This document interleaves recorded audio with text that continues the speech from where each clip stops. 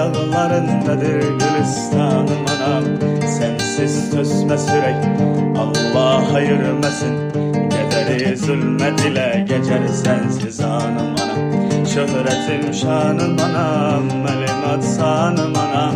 Ne kadar ifkanlar bitip bile gülşenlerinde, sen ki bir ömrü fida eylemiş evledina. Ne kadar azap gizlenip saçının denleri. Mama Music Multimedya Portalı. Canım anam, tamirde kanım anam.